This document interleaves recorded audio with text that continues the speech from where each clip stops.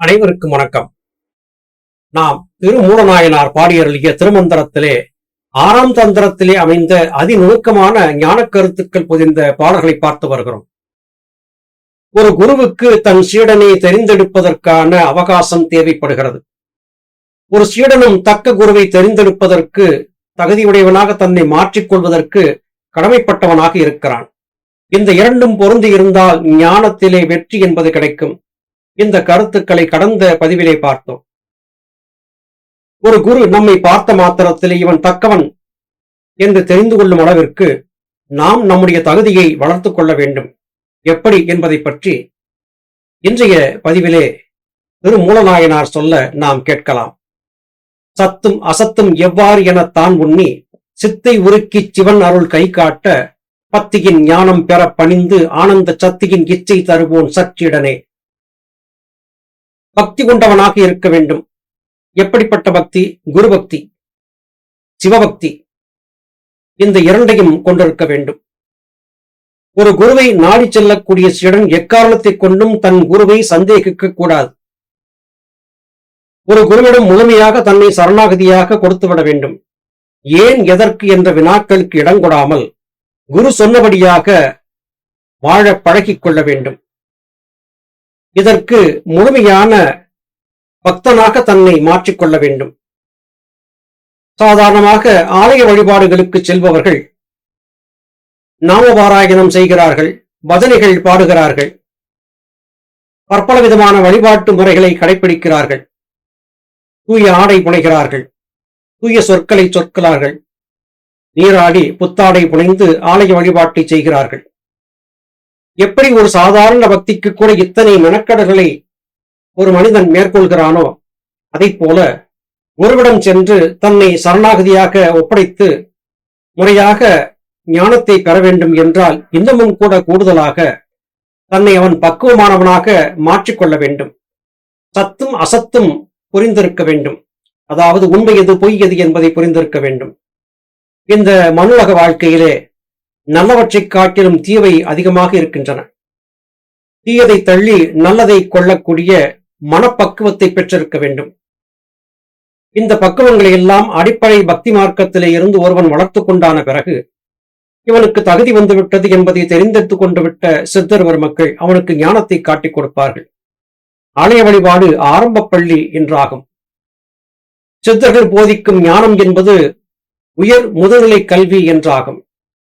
இப்படிப்பட்ட நிலையிலே சரி தவறு எது என்பதை புரிந்து ஞானிகள் மகான்கள் சொல்லிக் கொடுத்தபடியாக ஒழுக்க சீலனாக தன்னை மாற்றிக்கொண்டு விட்ட ஒரு சீடன் குருமார்களின் அன்பிற்கு பாத்திரமாவான்.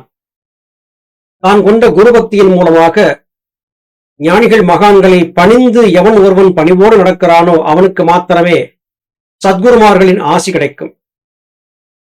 இங்கே ஒரு கருத்தை சொல்ல வேண்டி இருக்கிறது. சித்தர்களுடைய ஜீவசமாதிகளுக்கு சென்று வழிபாடு செய்வது நம்மவர்களின் வழக்கமாக இருக்கிறது. உங்களுடைய குரு உத்தம குருவாக இருக்கும் போது மற்றொரு சித்தர் சமாதியிலே சென்று அவரிடத்திலே பிரார்த்தனை செய்தால் உங்களுக்கு ஞானம் கிடைக்கும் என்று கருதினால் நீங்கள் அந்த சித்தருடைய சாபத்திற்கும் ஆளாவீர்கள். உங்கள் குருவை நம்புங்கள். மற்ற சித்தர்களின் ஜீவசமாதிகளுக்கு செல்லும் போது நான் இன்னாருடைய சீடன் வந்திருக்கிறேன், மரியாதை நிமித்தமாக தங்களை வணங்குகிறேன் என்று சொன்னால் போதுமானது.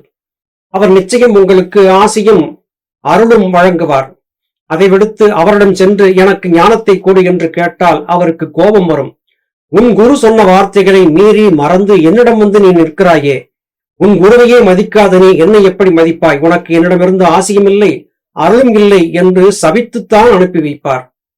இந்த கருத்துக்களை சரியாக புரிந்து கொள்ள வேண்டியது யோகசாதனம் வேண்டுவோருக்கு அவசியமான ஆகிறது.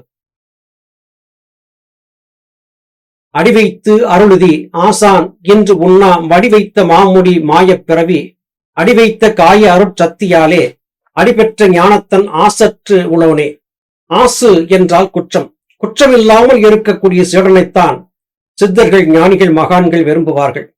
அடி வைத்து அருளுதி, என்னுடைய தலையிலே தங்கள் திருவடிகளை வைத்து எனக்கு திருவடி தீட்சை கொடுங்கள் என்று ஒரு சீடன் கேட்கக்கூடும். தன் திருவடிகளை கூட தக்கவன் அல்லாத சீடன் தலையிலே வைக்க சித்தர்கள், ஞானிகள் விரும்ப மாட்டார்கள். அவர்களுடைய திருவடிகள் உன் தலையிலே பட்டுவிட்டால் நீ முத்தி மோட்சத்தை பெற்று விடுவாய். ஆனால் அத்தனை சுலபத்திலே அவர்கள் தங்கள் திருவடிகளை உன் சரத்திலே வைக்க மாட்டார்கள், ஆசி வழங்க மாட்டார்கள். இதை எப்படி புரிந்து கொள்வது? ஞானிகள், மகான்கள் எவருமே தங்களுடைய பௌதீக உடலிலே இருக்கக்கூடிய இரு கால்களை தொட்டு வணங்க அனுமதிக்க மாட்டார்கள். அப்படி வணங்கவும் கூடாது. உண்மையான கால்கள் என்பவை சந்திரகளை, சூரியகளை ஆகிய இந்த இரண்டு மாத்திரமே. சித்தர்கள் தலையிலே கை வைத்து ஆசி வழங்குவார்கள், உருவ மத்தியத்திலே விரல் தொட்டு ஆசி வழங்குவார்கள். யாருக்கு தக்க நிலையிலே தன்னை உயர்த்தி கொண்டு ஒழுக்கசீலனாக வாழ்ந்திருக்கக்கூடிய இயல்பான மனிதனுக்குத்தான் இது கிடைக்கும். ஆசு அற்று உள்ளோன், குற்றமற்ற சீடனுக்குத்தான் இந்த ஞானம் என்பது கிடைக்கும். இதை இங்கே உறுதிபட திருமூலநாயனார் சொல்லுகிறார். எனவே ஒரு ஞானியை, மகானை சென்று சந்தித்து அவருடைய காலிலே விழுந்து வணங்கிய மாத்திரத்திலே உனக்கு ஞானம் கிடைத்துவிடும் என்று கருதி விடாதே. நீ பௌதிக உடலை கொண்டிருக்கக்கூடிய ஒருவரின் காலை வேண்டுமானால் உன்னுடைய முயற்சியால் தொட்டுவிடலாம். ஆனால் அவர் மனத்திலே நீ இடம் பிடிக்க முடியாது. சந்திரகளை, சூரியகளை என்கிற எம்பெருமான் ஈசனுடைய திருவடிகள் உனக்கு சரியான பலனை கொடுக்க வேண்டும் என்றால் நீ நல்லவனா கெட்டவனா என்பதை அறிந்து நயன தீட்சையாக பார்த்த பார்வையிலேயே ஞானிகள், மகான்கள் அறிந்து உனக்கு அருள் வழங்கக்கூடிய அளவிற்கு உன்னை நீ தகுதியுடையவனாக மாற்றிக்கொள்ள வேண்டும் என்பதுதான் இத்திருப்பாடலின் திரண்ட கருத்தாகிறது. காரணம், இப்பிறவி மாயப்பிறவி. சீராறு ஞானத்தின் இச்சை செலச்செல ஆராத காதல் குருபரன் பாலாக சாராத சாதக நான்கும் தன்பால் உற்றோன் ஆராயும் ஞானத்தனாம் அடி வைக்கவே. சத்குருவார்களின் உபதேசத்தை உள்வாங்கி மனம், புத்தி, சித்தம், அகங்காரம் என்று அழைக்கப்பட்ட இந்த நான்கையும் ஒருங்கிணைக்க வல்லவனாக இருக்கக்கூடிய ஒரு சீடன் குருவின் அன்பிற்கு பாத்திரமானவனாகிறான். இதை எப்படி அடைவது, எப்படி நான்கையும் ஒருங்கிணைப்பது என்று கேட்டால், தூய சிந்தனை கொண்டு பராபரத்தையும் சிவத்தையும் மனத்தால் வேண்டி எனக்கு நற்கதி அருள்க என்று கேட்கக்கூடிய அந்த ஒற்றை பிரார்த்தனையை தவிர்த்து வேறு எதையும் மனத்தகத்தே சுமக்காது இருக்கக்கூடியவன் இந்த நிலையை பெறுகிறான். சீராறு ஞானத்தின் இச்சை செலச்செல உன்னுடைய எண்ணம், உன்னுடைய ஆசை, உன்னுடைய வேண்டுதல், உன்னுடைய பிரார்த்தனை பராபரத்தை நோக்கியதாக இருந்து பராபரத்தை அடைவதை தவிர வேறு எதையுமே வேண்டாததாக உன்னுடைய எண்ணம் என்பது மெல்ல மெல்ல மேல் நோக்கி எழ எழ நீ நல்ல நிலையை பெறுவாய். உன்னுடைய மனம், புத்தி, சித்தம், அகங்காரம் ஆகிய நான்கும் உன் சொற்படி கேட்கும் நிலைக்கு மெல்ல மெல்ல வர ஆரம்பிக்கும். இந்த பக்குவத்தை பெற்றிருக்கக்கூடிய சீடன் தக்கவன் என்று அறிந்திருந்து அவனுக்கு ஞானத்தை காட்டிக் கொடுக்க சித்தர் பெருமக்கள் விரும்புவார்கள். குருபரன் ஆராத காதல் கொண்டு உன்னை நேசித்து உனக்கு ஆசி வழங்க வேண்டும் என்றால் நீ என்ன செய்ய வேண்டும்? இடைவிடாது கேட்டுக்கொண்டே இருக்க வேண்டும். தமிழிலே ஒரு சொல்லாடல் உண்டு, அழுத பிள்ளை பால் குடிக்கும் என்று. எவன் ஒருவன் அழுகிறானோ, அழுதபடி தொழுகிறானோ அவன் ஈசனின் அன்பிற்கு பாத்திரமாவான். இதையே மாணிக்க வாசகர் பெருமான் தன்னுடைய திருவாசகத்திலே சொல்லும் போது, நான் உன்னை விரும்பி வேண்டி எந்த அளவிற்கு பணிந்திருக்கிறேன் என்பதை நீ நன்கு அறிவாய். எனவே உன்னுடைய தூய ஞானத்தை எனக்கு கொடுத்துவிடு என்று இறைஞ்சி கேட்பதை பார்க்க முடிகிறது. மாணிக்க வாசகர் சொல்கிறார், யானே பொய், என் நெஞ்சும் பொய், என் அன்பும் பொய், ஆனால் வினையேன் அழுதால் உன்னை பெறலாமே என்று குறிப்பிடுகிறார். இதற்கு என்ன பொருள்? நான் கொண்டிருக்கக்கூடிய அன்பு தூய அன்பாக இப்போது இருக்கவில்லை. நல்ல கடுமையான கரை ஏறி போன ஒரு துணியை எத்தனைதான் துவைத்தாலும் அதில் இருக்கும் கரை போவதில்லை. அந்த கரையை போக்குவதற்கு நாம் முறையாக அதை வெள்ளாவியிலே வைத்து வெளுக்க வேண்டும் என்று சொல்லுவதை கேள்விப்பட்டிருப்பீர்கள். துணியிலே பட்ட கரையை போக்குவதற்கு வெள்ளாவி வைக்க வேண்டும். ஆன்மாவிலே பட்டிருக்கக்கூடிய கரையை போக்கிக் கொள்வதற்கு தூய சிந்தனைகளை வளர்த்துக் கொள்ள வேண்டும். நல்ல எண்ணங்களை வளர்த்து, நற்சிந்தனைகளை வளர்த்து மெல்ல மெல்ல நம்மை பக்குவப்படுத்தி கொண்டு விட்டால் சித்தர்கள், ஞானிகளுடைய அன்பிற்கும் அருளுக்கும் நாம் பாத்திரமாவோம் என்பதுதான் இத்திருப்பாடலின் திரண்ட கருத்தாகிறது. உணர்ந்து அதிபக்குவர்க்கே உணர்த்தி இணக்கில் பராபரத்து எல்லையுள் இட்டு குணக்கொடு தெற்கு உத்தரம் பச்சிமம் கொண்டு உணர்த்திவின் உடையான் தன்னை உண்ணியே. 4 திசைகளிலும் கிழக்கு, மேற்கு, வடக்கு, தெற்கு என்று 4 திசைகளிலும் பரவிக்கொண்டிருக்கக்கூடிய உன்னுடைய மனத்தின் போக்கை முதலாவதாக தடுத்து நிறுத்து. ஆவுடையான், அதாவது ரிஷப வாகனத்தை தன்னுடைய வாகனமாக கொண்டிருக்கக்கூடிய எம்பெருமான் ஈசனுடைய அன்பிற்கு பாத்திரமாக வேண்டும் என்றால் 4 திசைகளிலும் சென்று கொண்டிருக்கக்கூடிய உன் மனத்தின் போக்கை முதலே தடுத்து நிறுத்து என்று குறிப்பிடுகிறார். உத்தரம் என்பது வடக்கு, பச்சிமம் என்பது மேற்கு, குணக்கு என்பது கிழக்கு, தெற்கு என்பது நேரடியாக தெற்கு என்று சொல்லிவிட்டார். 4 திசைகளிலும் மனிதனுடைய மனம் 4 திசைகளிலும் பயணப்பட்டுக் கொண்டே இருக்கிறது. அப்படி பயணப்பட்டுக் கொண்டிருக்கக்கூடிய மனத்தின் போக்கை தடுத்து நிறுத்தி பராபர சிந்தனையோடு இடைவிடாது எம்பெருமான் ஈசனை உண்ணி காத்திருக்கக்கூடியவர்களுக்கு நல்ல பக்குவம் என்பது வாய்க்கும். இடைவிடாமல் குருமார்களின் உபதேசங்களை செவிமடுத்து அவர்களுடைய நல்ல கருத்துக்களை தினந்தோறும் நூல்கள் வாயிலாக வாசித்து பார்த்தறிந்து தன்னை நேர்வழியிலே நடத்தி பக்குவப்படுத்திக் கொள்ளக்கூடிய சீடன் உண்மையான எம்பெருமான் ஈசனுடைய அன்பிற்கு பாத்திரமாவான். அவன் இணக்கமாக பராபரத்தை சென்றடைவதற்கு தகுதியுடையவனாவான். இங்கே திருமூலர் சொல்லக்கூடிய கருத்து எளிமையானது. ஒருவன் தன்னை குருமார்களின் அன்பிற்கு பாத்திரமானவனாக தகுதியுடையவனாக அரும்பாடுபட்டு மாற்றிக்கொள்ள வேண்டும்.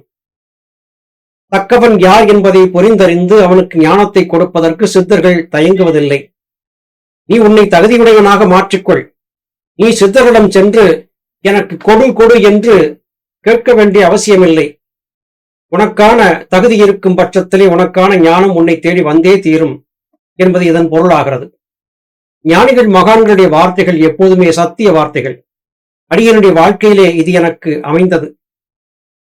பற்பல மலை காடுகளுக்கு சென்று பற்பல ஞானிகளை சந்தித்து அவர்களிடமிருந்து ஞானத்தை பெற விரும்பிய எனக்கு எவரும் சரியானபடி இல்லை என்பதை புரிந்து அவர்களிடமிருந்து எதையும் பெற விருப்பமில்லை. இறுதியிலே பாபநாசம் மலையிலே ஒரு சித்திரை அமாவாசை நாளன்று எனக்கு ஒரு அருள்வாக்கு கிடைத்தது. உனக்கு தேவையான ஞானம் உன்னை தேடி உன் இல்லத்திலேயே வந்து கிடைக்கும் என்று வாக்கு கிடைத்தது. அந்த வாக்கு கொடுத்தபடியாகவே பலித்தது. பலித்தபடியாகவே வித்தை பெற்று இப்போது பயணித்துக் கொண்டிருக்கிறேன். தக்கவர்களுக்கு ஞானத்தை கொடுக்க சித்தர்கள் தயங்குவது இல்லை. எவர் மூலமாவது அதை கொடுப்பார்கள். பகவான் மனுஷ ரூபியனாம் என்று ஒரு சமஸ்கிருதத்திலே சொல்லுண்டு. இறைவன் மனித வடிவத்திலே வந்திருந்து எப்படியாவது உனக்கு ஞானத்தை காட்டிக் கொடுத்து விடுவார். நீ உன்னை தகுதியானவனாக மாற்றிக்கொண்டிருந்தால் என்று அதற்கு பொருளாகிறது. கருணை மழை பொழியக்கூடியவர்களாகவே சித்தர்கள் இருக்கிறார்கள். நாம் செய்ய வேண்டியது நம்மை தகுதியானவர்களாக மாற்றிக்கொள்ள வேண்டும் என்பதே. இந்த இடத்திலே சகோதர சகோதரிகளுக்கு நாம் ஒன்றை சொல்ல வேண்டியது கடமையாகிறது. நம்மிடத்திலே சித்த வித்தை உபதேசம் கேட்கக்கூடியவர்களுக்கு தூய நெறி நின்று கணவன் மனைவி இருவரும் வந்திருந்து வித்தை பெற வேண்டும் என்று சொல்லிய போது பலருக்கும் நம் மீது வருத்தம் ஏற்படுகிறது. உங்களை தகுதியுடனாக மாற்றிக்கொண்டிருந்தால் மாத்திரமே ஞானபிதாவின் அருள் உங்களுக்கு கிடைக்கும். இந்த காரணத்திற்காகவே உங்களுக்கு இவை கடிந்து சொல்லப்படுகிறது. இங்கே திருமூலருடைய திருமந்திரத்தின் பாடல்களை கேட்கும் போது ஞானபிதா சொன்ன கருத்துக்களுக்கு உண்மையான பொருள் உங்களுக்கு புரிந்திருக்கும் என்று கருதுகிறேன். உங்களை தகுதியானவர்களாக மாற்றிக்கொண்டு விடுங்கள். சில காலம் காத்திருந்தால்தான் என்ன, பக்குவமும் நேரமும் கூடி வரும்போது உங்களுடைய பிரார்த்தனை உண்மையாக நீங்கள் நேர்மையாக இருந்தால் உங்களுக்கு ஞானப்பாதை திறக்கத்தான் செய்யும். மீண்டும் அடுத்த பதிவிலே உங்களை சந்திக்கிறேன். அதுவரையிலும் நன்றி, வணக்கம்.